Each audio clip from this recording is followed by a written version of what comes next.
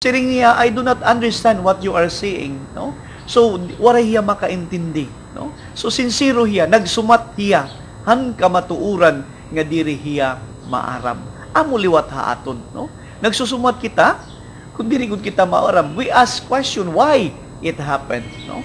Kaya if we will not be able to understand ang mga butang, labi na dinanahan pagtuo, nagpapakiana kita, no? Sanglit hanaton pagkakatoliko, we keep on searching, we keep on asking, we keep on going to the church in order to learn, in order to receive more grace. Didahan grasya ngan aton gin aaro. Kay kung diri kita nagpapakiana, no? So anan nanabuha aton iton baga waray la, no? Baga iton waray grasya nga nakarawat ha aton. Sanglit, let us try to be sincere, no? Labi na ang tao masiring nga agoy, no? Maingon nga especially kung gini-invite kan pangaon na sila kung ipangaon kita, oh busog-busog ka na kung nga duro, pero kamatuuran lang gutom-gutuman di ay, no? We are not sincere, no? Masiring kita, ay kumari mahusay ka man, no? O yan na maupay man imo make up, etc. Maupay man imo dress, no? Pero pagtataliko dito, sus masiring kumari nakuha na liwat nga lagas naman kunta, diri man naangit iya mga bado, no? So that is why for all of us, let us try to be sincere. That is the second point. The third point for all of us, no? Nga dida na, si Tomas, maaram na hiya. He was able to understand everything. Amo liwat ha aton kinabuhi.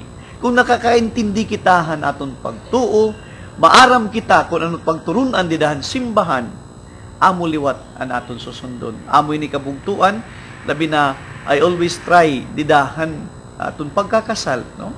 Siyempre iton the bride and the groom, no? Pero mamintihira, they promise to each other that they will become faithful. They understand what is all about. They understand what is the sacrament of matrimony. They understand what is all about marriage. That they should try to be faithful to one another. Fidelity, commitment. Pero ang nanunabo, bisan di understood everything, then amo lang gihapon ang angay nga diri buhaton ginbubuhat nira. So sanglit mga kabugtuan ko, ini Tomas understood everything, then he followed the Lord all the way. Amo liwat ang aton mga bubuhaton, hagit hanaton mga kapadian, kamadrihan, if we understand our vows, if we understand what we are undertaking, then we follow the Lord all the way. O kabugtuan ko, hinaot punta, diri kita baka ngalimot han prayer ni Thomas, no?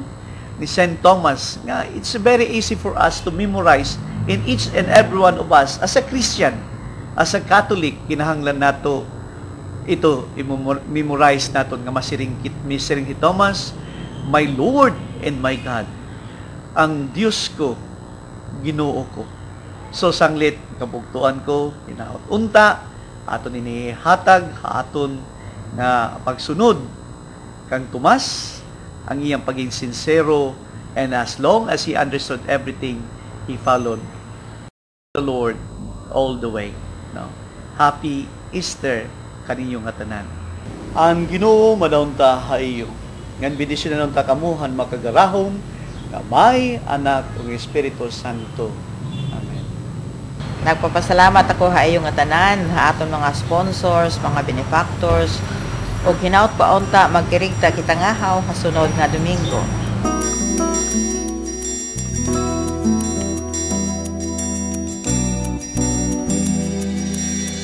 Sometimes I realize when I gaze in the skies, this spinning world is not my home.